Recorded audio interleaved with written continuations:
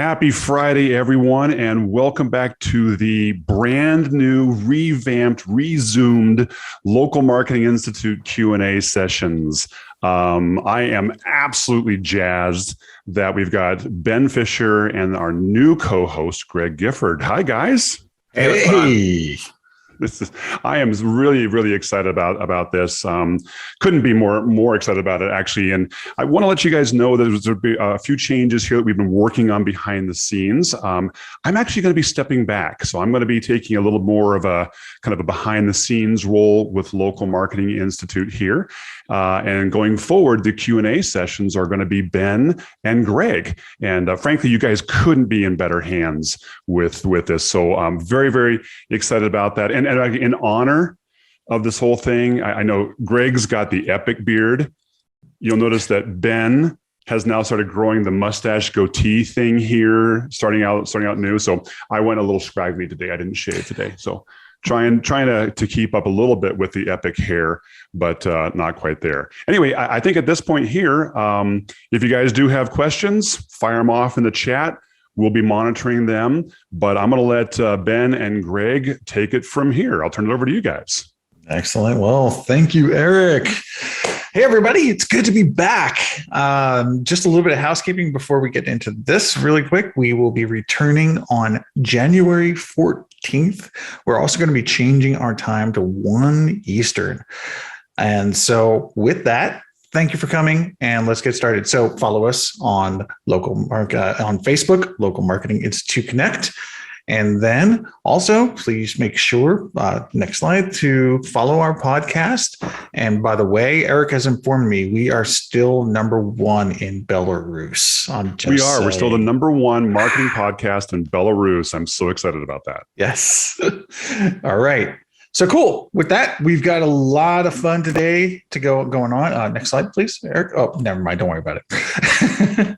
Look, we're just taking over. Okay. Give us some slack. No, but seriously, with that, we're just going to get rocking and rolling. So Greg, up first, you have some stuff to talk to us about with the rebrand and the new web experience for, well, what do we want to call it today? Yeah, so big news to come back with. We're not even talking about Google My Business anymore because there is no Google My Business anymore. Google decided to rebrand to call it GBP, Google Business Profile, which, let me tell you, I spoke at a live conference last week in Dallas and it completely wrecked my presentation because it's been 7 years since we changed from whatever it was before to Google My Business. And it just rolls off the tongue so easily. And now when you have to stop and catch yourself and not say Google My Business, it's tough. And GBP is not as easy to say as GMB, the extra weird syllable of not going from GM as kind of one thing. It's tough. It's rough. But yeah, so it's rebranded. The dashboard experience is different. You can actually now edit your profile in the actual profile on the SERP. You don't have to go to the profile manager, formerly GMB dashboard.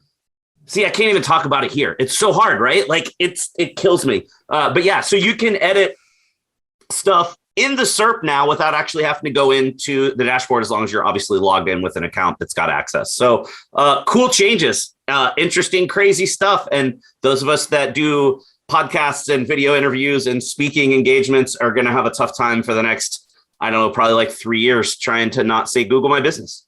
I think we should go back to Google Places. Google Plus Places for My Business Profiles.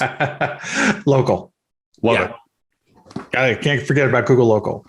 I think we should all revolt and just keep on calling it Google My Business. I'm just saying, Well, I mean, geez, it's been 7 years. It was 7 years ago that they changed it to Google My Business, and everybody complaining today about, oh my gosh, GMB, you can't say GBP as easy as GMB, and oh my God, the name. Everybody said the same stuff 7 years ago. So exactly. And then they're like, Google, how many people have you seen on Twitter and on blog posts and videos?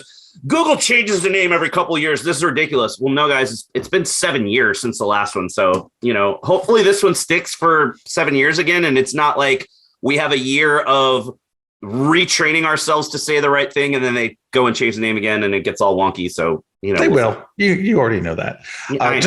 Just a couple of little things about this too, by the way, is if you are not an agency and you just have up to 3 profiles that you're managing, anything more kind of gets a little bit funky. Actually, it's under 10. I apologize. It's 9 or 10. Then you can type in my business into Google search. And as long as you're logged into that account, it's going to give you a couple different profiles. And then you can click on manage, and then you can do this whole editing, engaging with your profile on the web. And another thing is that I just want to make sure I say this because there is a crap load of bad information out there about this. The GMB web, which was now the Google Business Profile Manager, that's a mouthful, is here to stay. It is not going away. It is going to be enhanced for enterprises and agencies and franchises, but it's still going to be allowed to manage one profile at a time. And the last thing is the whole editing on the web experience and being able to do things on the web experience. This is also not new. This has been around for about a year now. And but now it's reached what you can consider almost full parity, which is why they've kind of rolled it out in addition to this whole rebranding exercise. And yeah, Stephen, of course, GBP will help with geotag pictures. Of course it will. Yeah, they're very valid. Right. Yeah, but like how confused are all of the people over in the UK where now all of these digital marketing posts are going to be saying GBP, which is the acronym for the pound. And that's not going to be confusing at all. So that was really well thought through, obviously. Have you edited your Great British Pound recently, Greg? Is that what you're saying? All right, cool. So with that, we have some really exciting news. Greg and I just recently got out of a meeting with Google, actually about half an hour ago or something like that. Yeah. And they did 100% confirm to us that hotel posts, guess what? They're here to stay. To stay. You heard it. So yeah, hotel posts are here to stay. We can't get into reasons why or the confusion behind that. However, the only thing we can tell you is that when it comes to posts, the only thing a hotel cannot put into a post is deals or offers, which makes sense, right? Because it's a paid platform for that. And they don't want to, and they also have agreements with other third parties, like hotels.com, for instance, where they're going to have a better rate. So they can't talk about that. Anything else? Fair game, as long as it fits into the content policy. What do you got on that, Greg? It's exciting, eh? I mean, it's super exciting because, how long has it been that we've had posts and hotels have always been frustrated that they can't use them? And sure, it's going to be a little dicey to get into because, there's going to be people trying to put pricing deals and specials, and there's going to be confusion around that. But I think it's just exciting that now you can put these posts up and you can have some of the same features that everybody else has enjoyed for a long time. And, those of us that use them well, have been able to really get some great visibility and some conversions out of it. It helps you stand out from competitors, especially if you're a business that people tend to do a lot of research. So, typically people are going to be seeing those posts because they've done a brand search for your business name. When it's hotels, you're trying to figure out where you're going to stay when you're traveling. You're going to be looking at multiple hotels. Now you've got posts to help you kind of separate yourself from the crowd. I think it's really exciting. Yeah, absolutely. Gordon has a question. So how long do GMP posts currently remain before Google deletes them? I actually want to say that they're showing up to 10 at a time right now. And 6 months, I think, is the oldest post. 6 months. But it's not technically exactly 6 months because I forget what the number is. Joy knows what it is, but the number, it equates to 6 months, but it's a certain number of days. So it's because they're going like 182 days or some random number like that. But it's basically 6 months. Yeah. Unless it's one of the ones that has a date range, in which case then it goes away after the date range expires. Right. Exactly. And I think it's 28 days. I want to say is how they do their calendar months. So it's probably 28 times 6. Something like that. Yeah. Yeah. But I will say this is that, now with this announcement, I'm sure hotel owners around the world are all in unison cheering. For sure. What's a good movie actually to equate that to? Like where they say something like, what we need is Hitchhiker's Guide to the Galaxy. Okay. So here's what we're going to do from now on.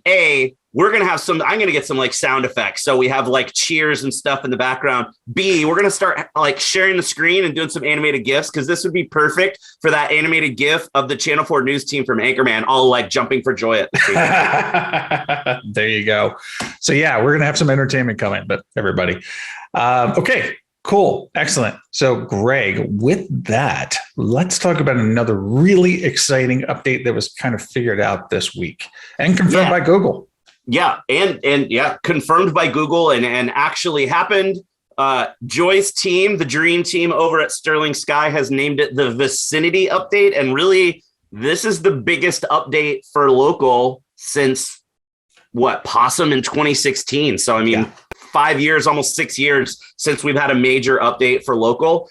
The reason they named it the Vicinity Update is it appears that the proximity factor has really been dialed up. So Joy's got a post over on the Sterling Sky blog that's really cool that shows kind of the difference between, if you looked at the map pack a month ago, it's a much wider view. And now it's really dialed in. So the kind of radius of visibility has dialed in more. Another thing that seems to have happened with this, as Google apparently has kind of turned down that dial of the kind of overpowered keyword stuffing in the business name. So a lot of businesses that enjoyed boosted visibility by just adding spammy keywords that exact match phrases into their business name on GBP. See, I had to catch myself. In the past, it was really overpowered, and you could, be like Dry Cleaner Dallas, and you're going to show up really well for Dry Cleaner Dallas. Well, now that's been dialed back. So a lot of people, and again, read the post. It's really cool. There's stuff in there that like people that used to rank for like 200 or 300 phrases are down to like 15 or 20, because that has really kind of changed things up. And this also lined up exactly with the update to the display of the map pack. So before, for years, and Ben's going to show it right there on the screen. Before, for years, the map pack was, a narrow banded map right above the 3 listings. And now the map pack appears the map appears to the right of the listing. So right there on the screen, you can see it. Now we've got the square map instead of kind of the narrow rectangular map. So you see a lot more of the space, even though that space has been dialed in. So, exciting update, new map pack display, and updates to how that proximity factor is working in the algorithm and what those results are going to show. Yep. And let me go ahead and, more importantly, let me go ahead and share these links out really quick. Again, everybody, I apologize for moving a little bit slow here. My first time doing this. Normally Eric drives. And there's the 2 links. So awesome. Cool. Yeah. I think the update is kind of interesting personally. The possibility, we don't have confirmation on this yet, but the possibility that keywords actually might be diminished as a ranking factor is kind of exciting and terrifying at the same time, if you think about it. Well, right? For sure, especially because you've got all those attorneys have been really bad about it, but other business verticals too have realized over the last few years that keywords in the business name are super overpowered. And so they've rebranded their businesses, changed their business name, gotten DBAs.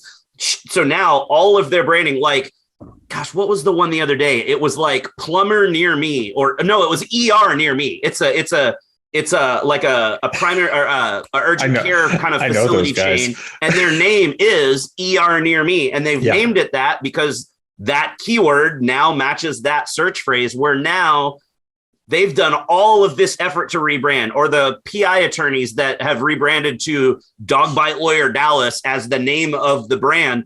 That's going to really drop a lot of those people out of kind of the competition. But at the same time, while it sucks for those guys that were doing it, they were doing it to manipulate something that was a little overpowered. I think it's going to be more fair. I think a lot of people are going to benefit from this that should have been ranking higher than they have been because of the dirty cheaters. if it's a correlation, because I don't know. I've been doing some searches and it's like none of my customers are affected, right? I haven't seen anything. Yeah. And, I was doing a search just yesterday for personal injury lawyers in San Diego. And guess what? Keywords everywhere. So I don't know if that's a 100% correlation. The proximity issue. Yeah, I think that's a correlation. That is absolutely a correlation. I'm seeing organic drops and local drops actually in just a couple circumstances. So I'd say maybe 1% of our customer base, if that.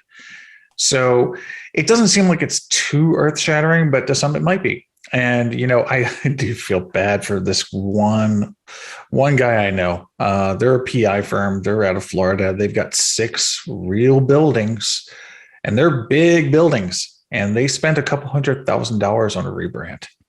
And their signage is very large. And they put personal injury lawyer right under their business name.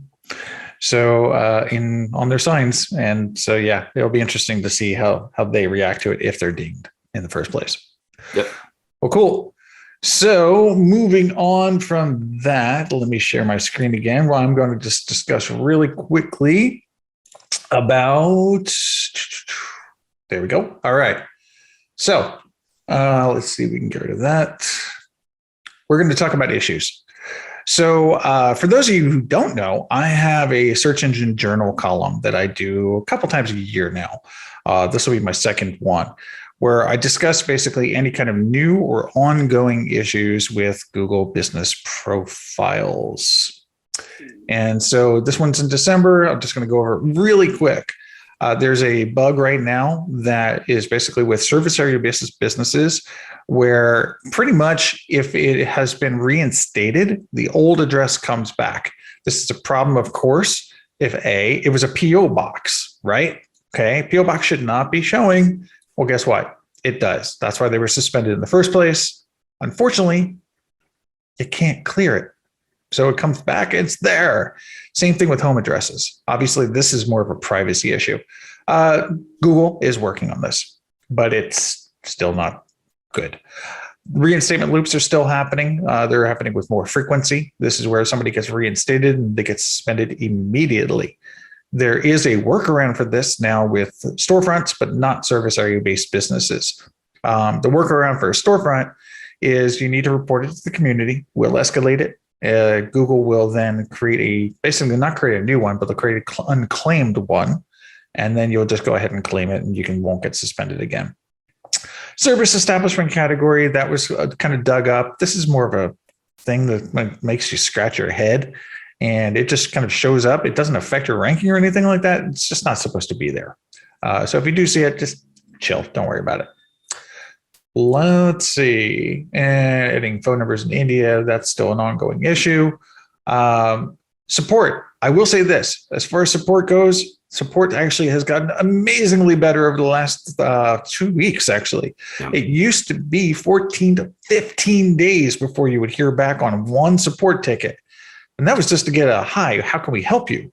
Now it's back to 24 to 48 hours. So yay. Good job, Google, on clearing that up. The big one that I wanted to talk about was, and I believe Trisha has a question about this, legitimate reviews not showing up. Just to dwell on this really quickly, the issue used to be that you would go ahead and say, just be missing 1 or 2 reviews. That was what this bug was actually referencing. And you could come to the community and we could escalate it and we could see if you have screenshots, we could see if they can find the reviews.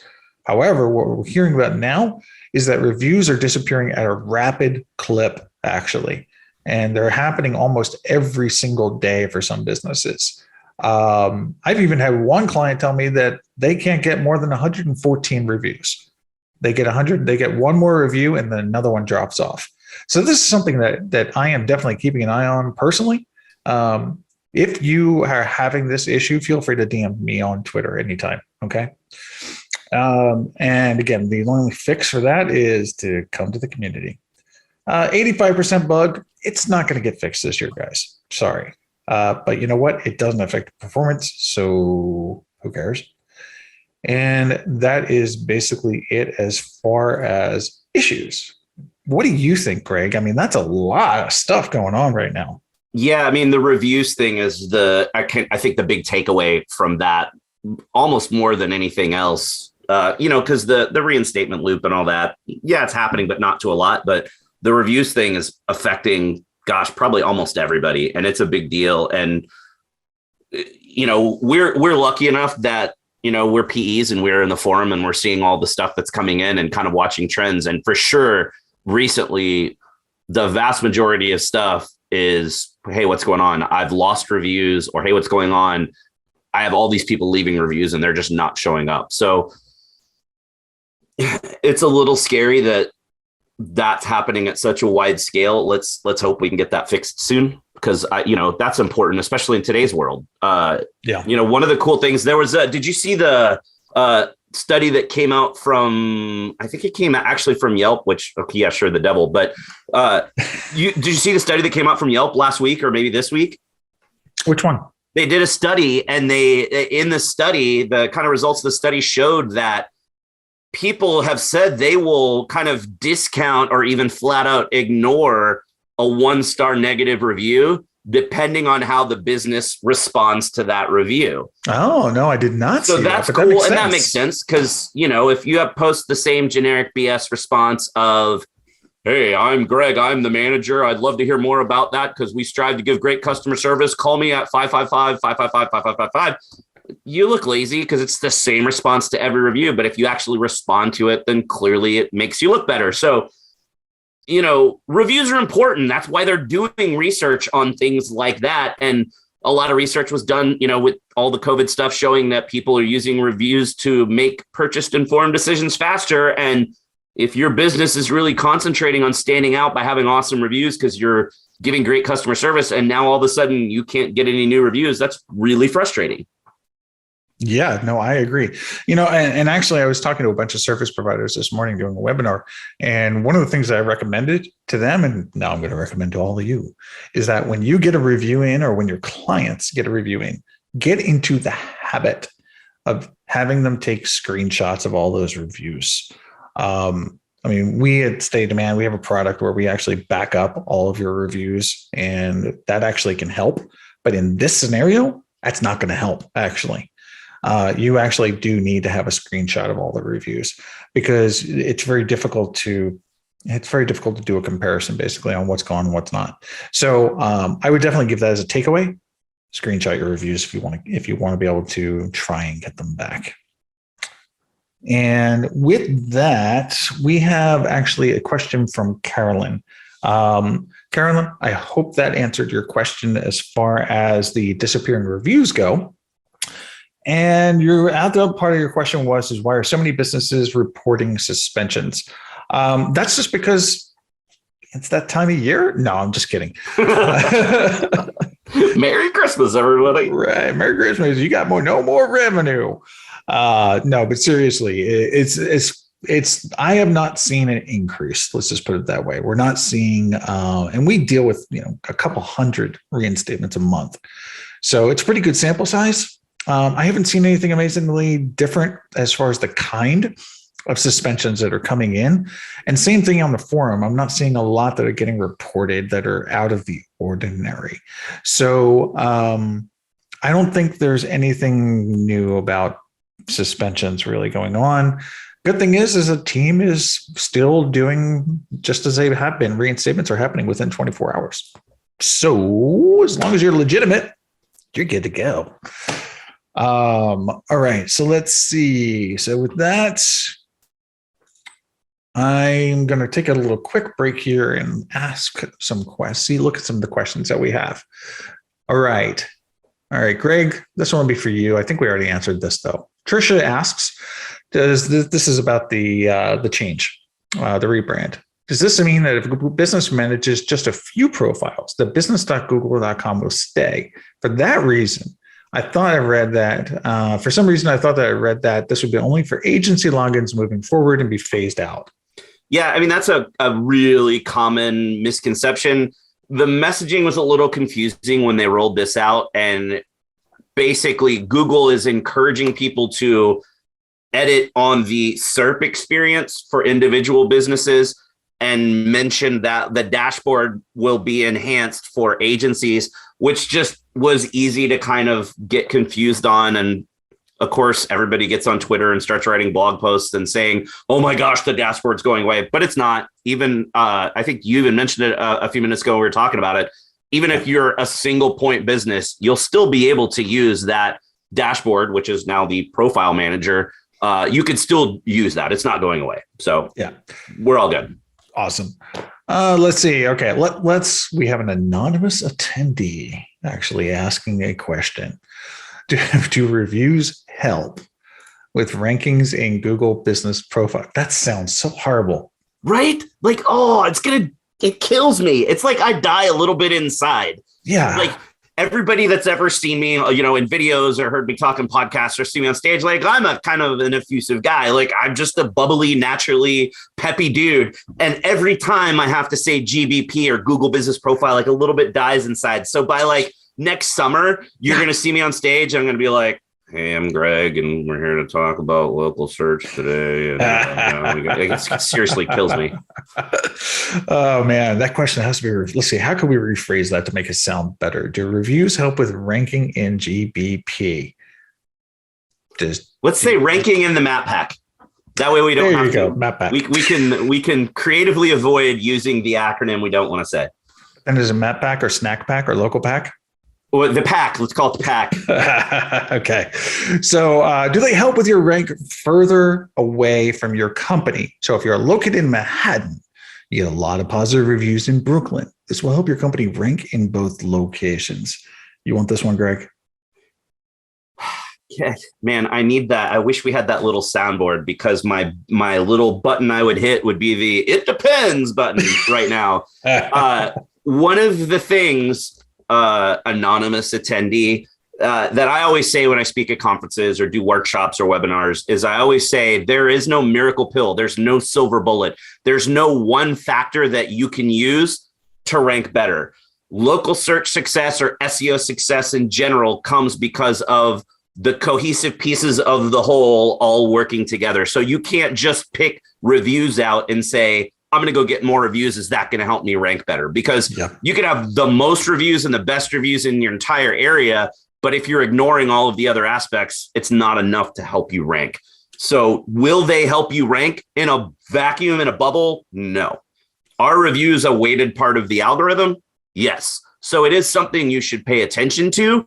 But if you're saying, hey, if I just get more reviews, is it going to help me show up in this other area? By itself, no, it's not really going to matter.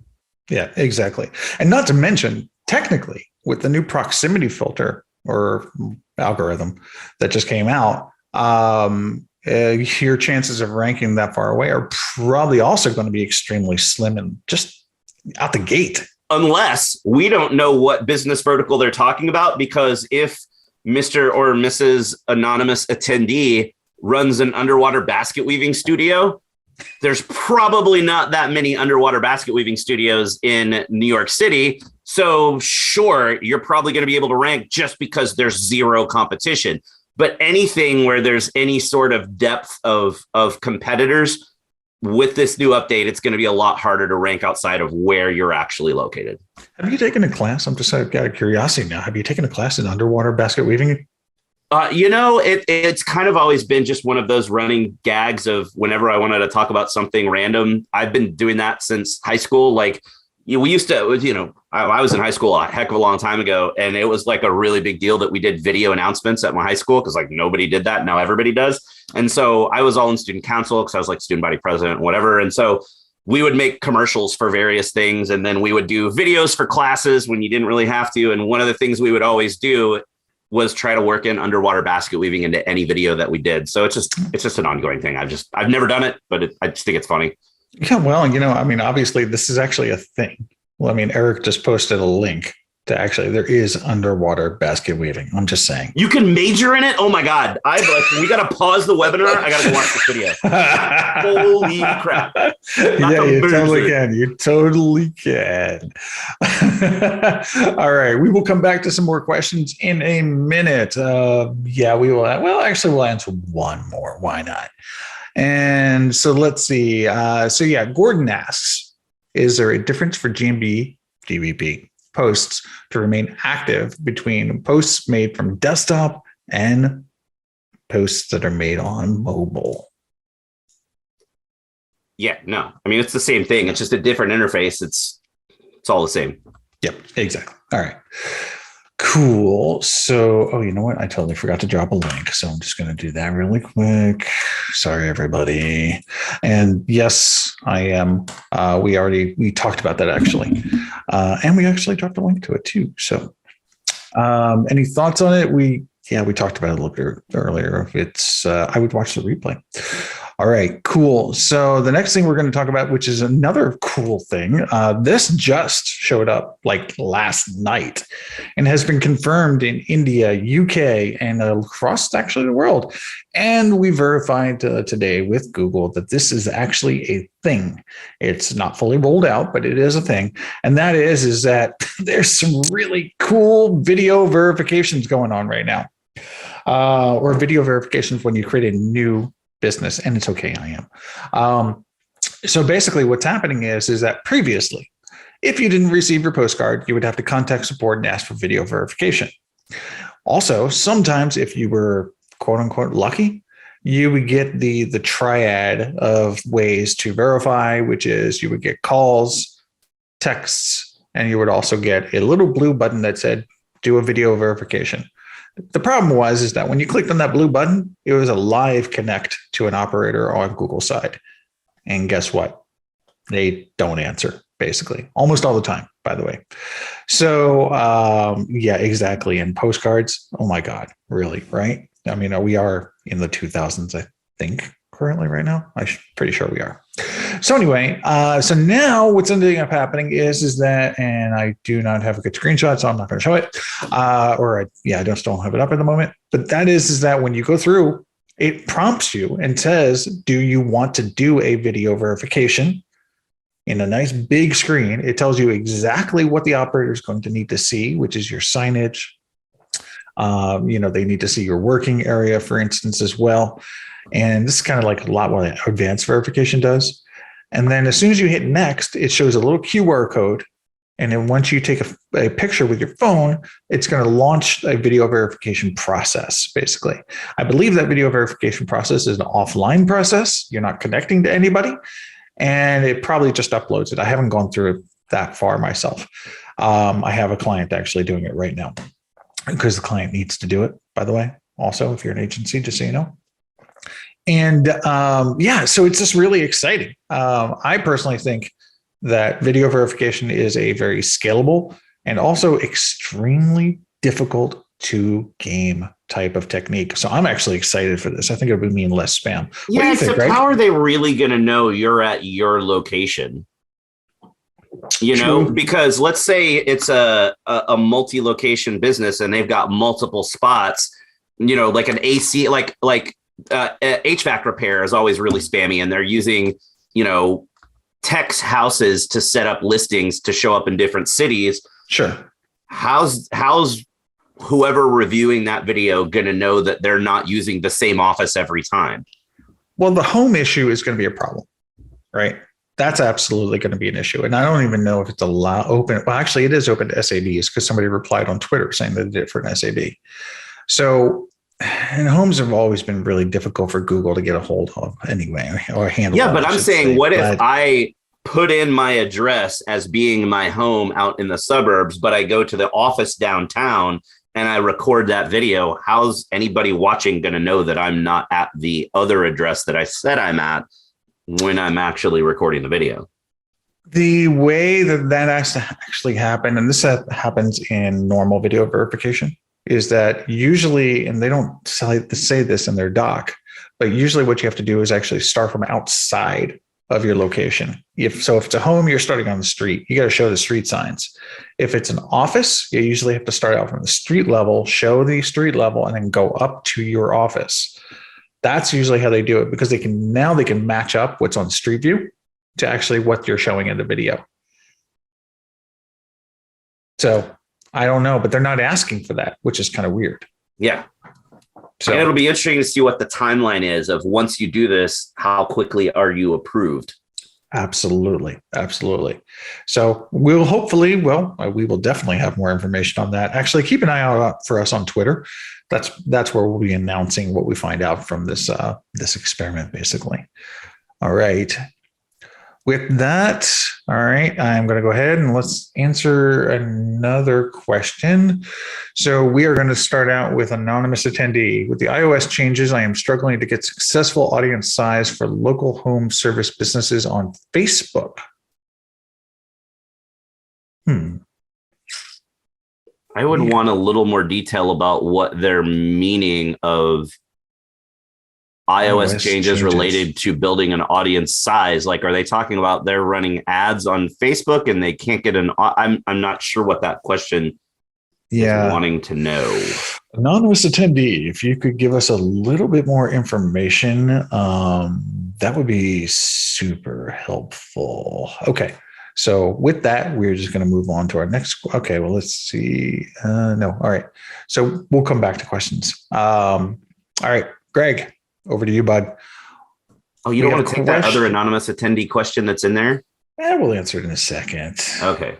We'll just go back to this really quick, and then we'll go through our lightning round. Okay, you got to share screen on this one because we're answering a question that was submitted beforehand about a listing being an example of name spam. Yep. Okay, give me about 2 seconds. Where is that listing? There it is. I got it. All right. So here we go. Gregory Peckhurst, MD, San Antonio LASIK eye surgeon. So we have this one's an easy one to answer. Obviously, anyone that has been paying attention to local for a while is going to know. Yes, that's name spam. You are not allowed to add in additional keywords to your business to try to show up. In this case, the guy's trying to show up for San Antonio LASIK eye surgeon, and that is not the name of the business. So it looks like their link is sanantoniolasik.com, and it might even be the business name. But in his practitioner or doctor listing that he's got here, he is not allowed to say San Antonio LASIK eye surgeon. So yes, that is name spam. Bam, there he is.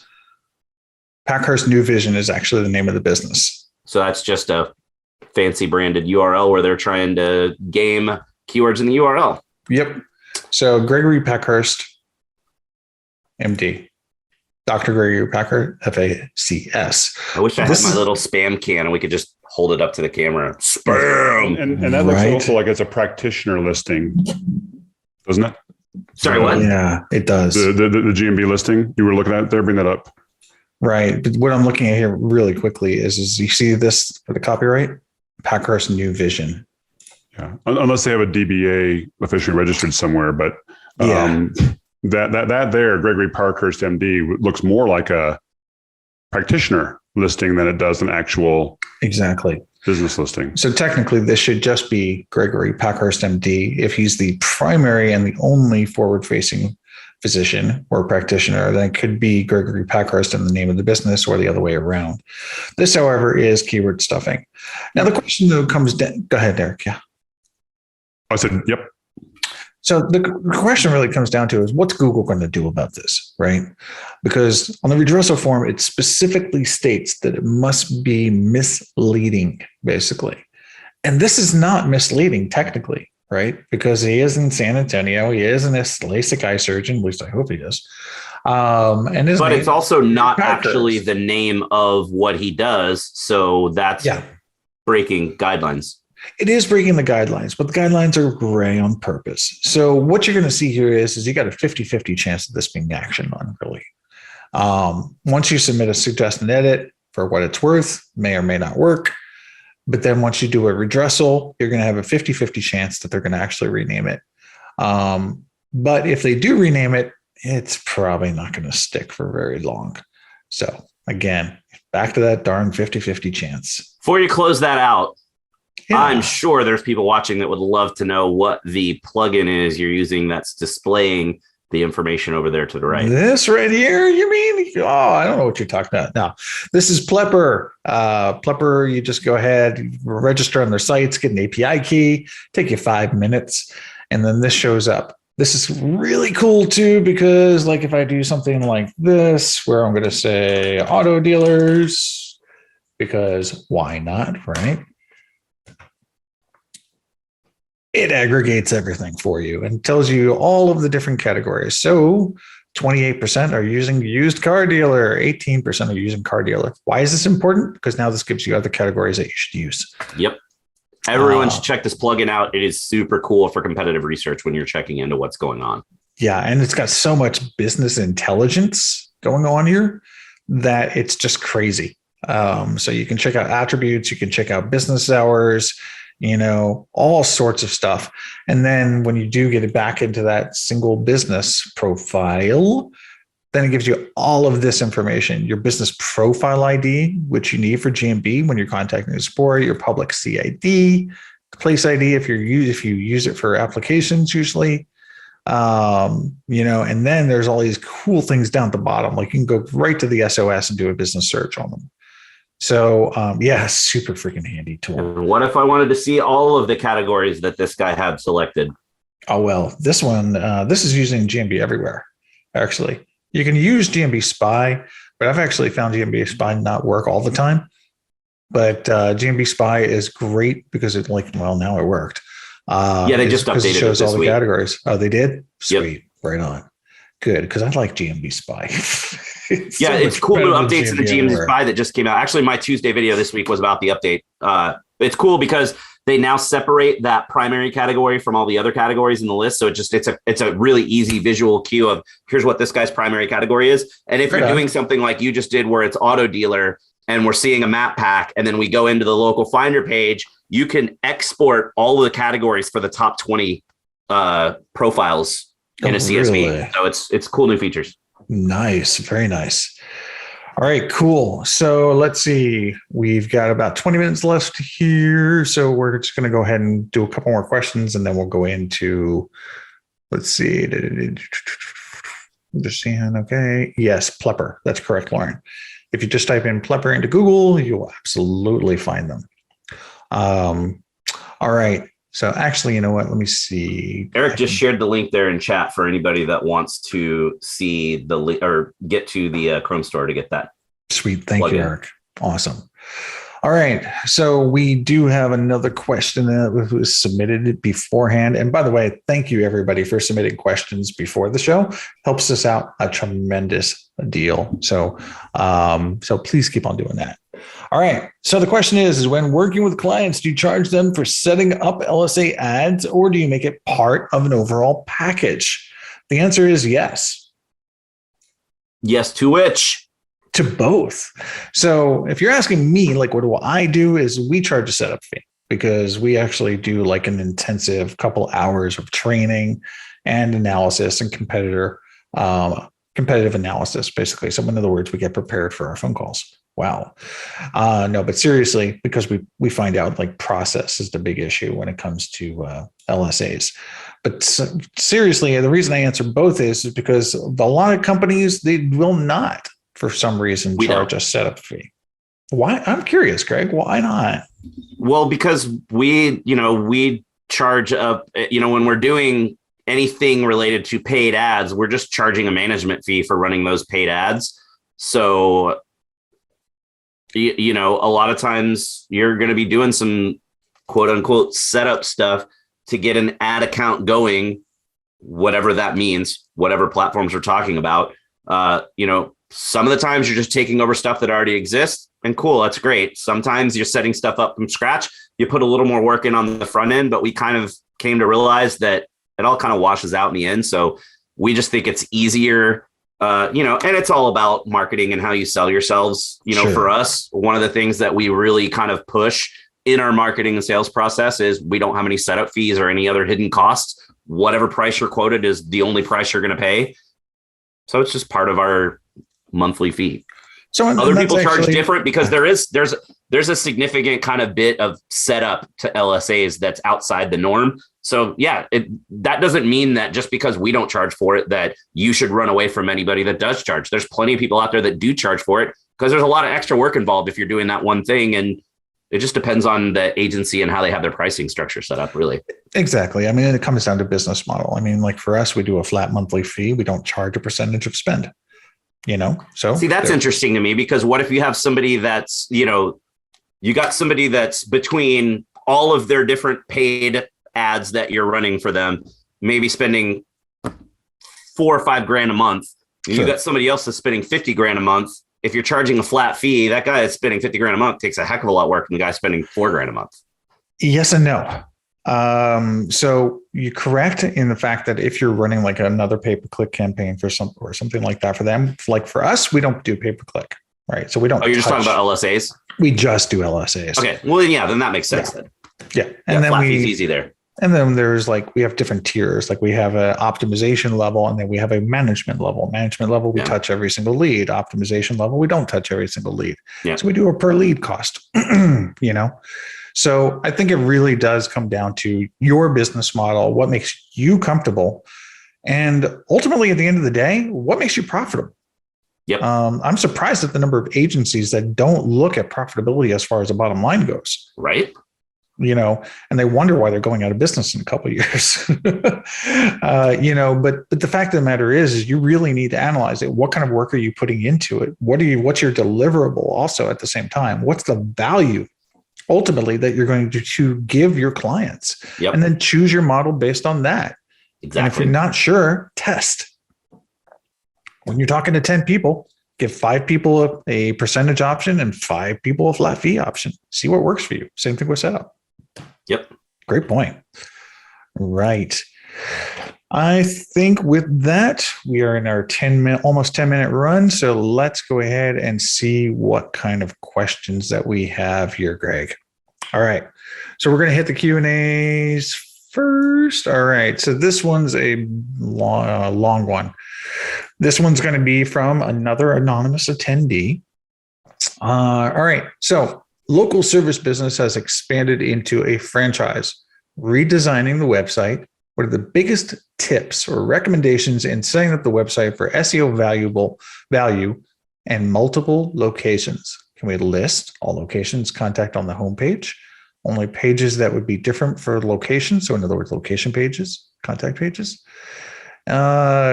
Great ranking currently, and don't want to hurt it with a redesign.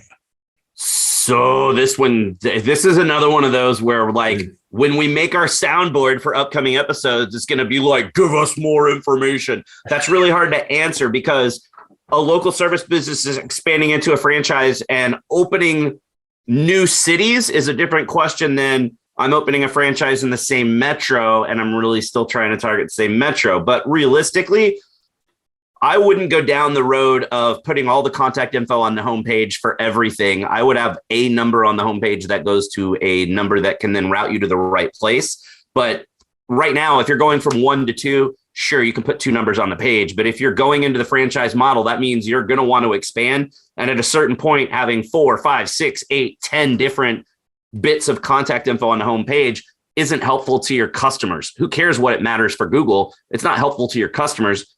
And generally, if something's not helpful to humans, it's not helpful to Google either. So that's where you want to start setting up location pages. And I think, did they mention that? Yeah. The contact page and about us page through the entire site, that would be different by location. That's where things get difficult too, because if we don't know what local service business it is, but let's say it's the home underwater basket weaving supply service, right? Right. Then now we've got underwater basket weaving supplies, Chicago, but now you've opened up in Denver. You can't keep that same website exactly the same and just add a Denver location page and hope to show up in Denver. You're going to need the underwater basket weaving reads in Denver, the underwater basket weaving, I don't even know what other stuff you would need, but you get the point. You're going to have to create more content on your site that you can then optimize around that market, or you're just not going to show up. Yeah, exactly. I mean, and not to mention, you say something really brilliant there at the end. Great SEO ranking currently, don't want it to hurt during the redesign. Kind of falls into the, if it ain't broke, don't fix it. Yep. Kind of mentality. But I mean, ultimately, if you're just beginning to expand, you do have the opportunity to build from the ground up. So it is a good question. Without knowing more details, like Greg was saying, is you might want to start thinking along the line of what franchises and enterprises normally do, which is they will normally have a location finder which I don't think you're going to need right out the door. So you might just want one page that lists like the states or the cities, and then links to a landing page that has more listing information, is very detailed with reviews, directions, whatever you want to include, address, etc. But again, try and maintain what you've got if it's working. All right. Let's do Gordon's. This is a good one. All right. So Gordon asks, presuming required GBP optimization has been done, do backlinks, oh God, to the GBP profile have any effect on ranking? If so, how much? This is actually one of those things that is not talked about often and is the secret sauce. Everybody go build links to your GBP profiles. It makes you rank number one. I'm just kidding. It actually doesn't do anything. I don't know why this rumor persists. It's been around since the days of Google Places, that if you build links to your listing /profile /GMB /places /plus /GBP, whatever we want to call it, that magically it's going to rank better. Not true. If you're doing link building, links are incredibly beneficial to have if they're legitimate links. I don't know why you wouldn't want to put that effort into getting your site to show up better, especially with this update that has shown us Google is really paying attention to proximity and actual location. Adding links to your listing does nothing to influence that. So don't do it. Greg, I see it as part of that whole kind of Google stacking snake oil that a lot of folks out there try to sell on. We know how to game the system by creating all these links and stacking all this authoritative stuff together. It'll make you rank number one, and it's a bunch of bull. Yeah, exactly. For sure. It's right up there with the, I don't know, EXIF data. Just saying, geotagging. Gee, I think we've talked about that before. Just a couple times. All right. So thank you for that question. All right. Moving on. Anonymous attendee has replied, Greg.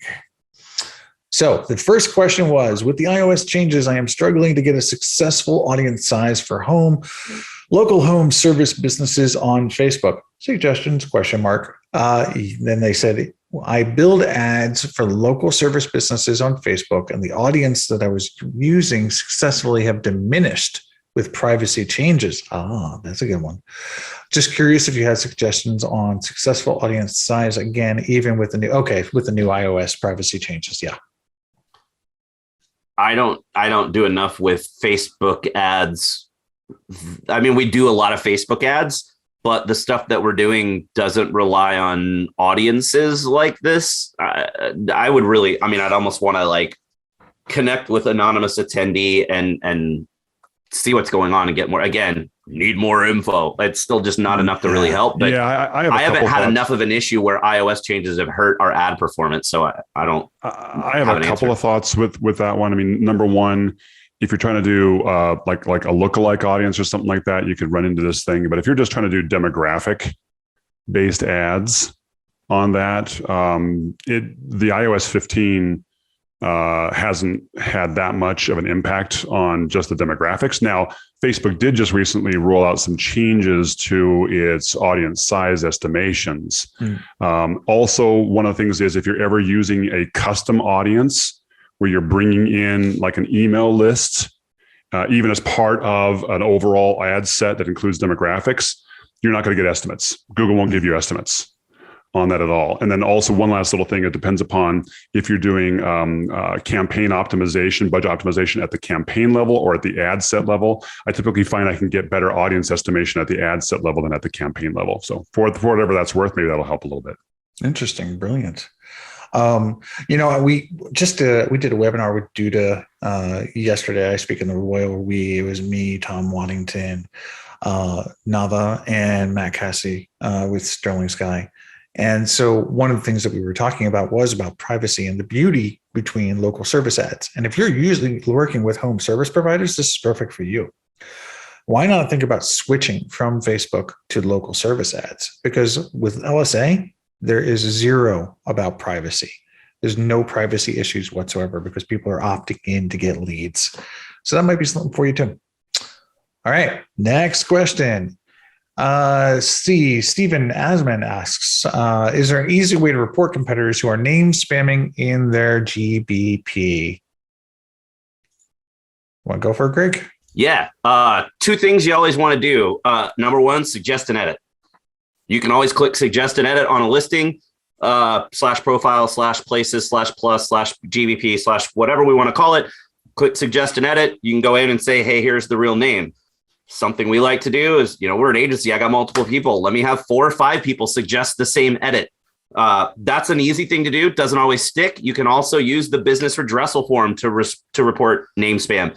When it first came out, you couldn't use the form to report that, but now you can. So we kind of always just do both. Whenever we have it, it's not that hard. Have a couple of people report or suggest a name change and have somebody go fill out the redressal form. That's the best way to do it. But here's the thing. Even though it switches back, doesn't mean they can't put it back in the next day. So if you do have somebody that's just egregiously breaking the rules and keep spamming and you're trying to get them taken down, a lot of times you want to do those and also go post on the forum if it keeps coming back. Yeah, I'll give one pro tip, and that is this. Doesn't always work, but when it does, it's beautiful. If somebody does go ahead and changes the name back to something else, and you have your associated case ID from your first report, submit a secondary report saying that with this case ID, Google, you changed this back. The user has changed it again, and give them the case ID and the date. Okay. And ask them to reach out to the business owner and warn them. You won't know if this happens, but you will know if the name stays unchanged. And that means it worked. All right. Next question. So is going to be from Rachel Cagno. Do we adjust pricing based our fees for nonprofits? This is a really good question, actually. And I think it kind of depends on, it depends on your business. It depends on your business model and the stage of business that you're in. A common thing for agencies is to build up their portfolio working with nonprofits, because nonprofits can be a pretty easy entry, especially if you're giving away things for free. So it works for small agencies, solopreneurs. And once you become a more established business or agency, then it comes down to operations. Do you need the write-off, for instance? Because if you're providing $10,000 worth of services for the Red Cross, you can write that off. Now, I'm not an accountant, so ask your accountant. But that's usually the way it works. We personally do not adjust our pricing for nonprofits. So, nonprofits have a budget built in basically for marketing services. So you just need to kind of find out what their budget is basically, and then work within that and just ask it. It's a general question. Okay, well, great. What's your budget? Let's see if we can do it. Greg, what do you got, man? Yeah, same thing with us. For sure, the maybe work for free to build your portfolio up. That's the same kind of advice I give to anybody that's like, hey, I want to start my own gig. What do I do? Well, be willing to work for cheap or work for free to build your portfolio. And then at some point, you don't have to do that anymore. For us, we don't adjust, but that's one of the first questions we're going to ask in what we call them disco calls, discovery calls. Whenever we have a lead or a prospect reach out, we always do that discovery call. And if it is a nonprofit, our first question or one of the first questions is going to be, hey, look, what's the budget that you have to work with? How big is your organization? What kind of budget do you have? Because we have a point of entry that we're not going to go below that point of entry for anybody, because like you said a couple of minutes ago, Ben, it's all about looking at profitability. And a lot of agencies don't look at profitability, and they might be a really big agency and they'll still drop their price to 50% of their normal rate for nonprofits. But if you're really looking at profitability, that's probably not a decision you'd want to make.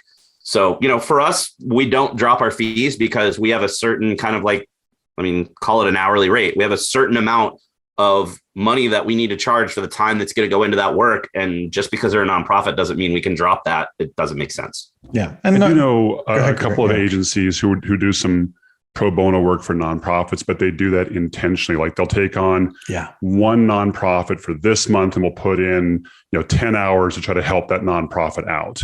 Yeah. And it's something that they're just doing intentionally as a way of kind of giving back to the community. But it's very intentional on that. And that's something that just some agencies I know do. Yeah, it's down to it's down to the business model thing that Ben said a minute ago. Look at your business model, figure out what works for you. And not to mention, I mean, realistically, isn't it better to just donate to the nonprofit and charge them for their services? And you could always donate 100% back, but if you wanted to. But yeah, and there you go, Trisha. Yeah. So it's your business. That's part of your business model, right? You're helping a local nonprofit because it's just something, it's really small and it's something you believe in. You should absolutely do that. You should talk about that. You should put out a press release about that. Get them some links, get them some love. It also helps your business profiles at the same time to let people know that you do that, because I didn't know that you did that. There's people out there that would choose to work with you because of the fact that you do that. So exactly, that's another thing. Years ago, I did some consulting for Studio Movie Girl, which was really the first movie theater chain to do the dining and drinking at your seat in the theater thing. And they're a faith-driven organization. So they do a lot of stuff that is community outreach, community support, like millions of dollars a year. And there's nothing on their site about it. And I was talking to them about, link building opportunities and other things like that. And I said, hey, you guys should talk about this because people might choose to go to you over AMC or Cinemark or whatever it might be, because you support the community and you give back. And they said, no, this is something we do because this is something that we're driven by and we feel is the right thing to do, but we don't want to capitalize on it. And I said, okay, I get that, but you're missing out on a lot of opportunities that could get you more business, which would allow you to give more support to those organizations. Right. And when we talked about it that way, it made a little more sense to them to say, okay, look, we don't want to really go out and blast this out, but we get that maybe mentioning it a little bit here and there might be important. So, take advantage of it without being cheesy about taking advantage of it. Exactly. But hey, feel free to toot your own horn. But like Greg says, do it tactfully. So, but I know we're almost out of time here. So, but really quickly, Eric, because you brought this up, you wanted to clarify the IRS statements about basically write-offs. So you want to clarify that really quickly, and then we shall go.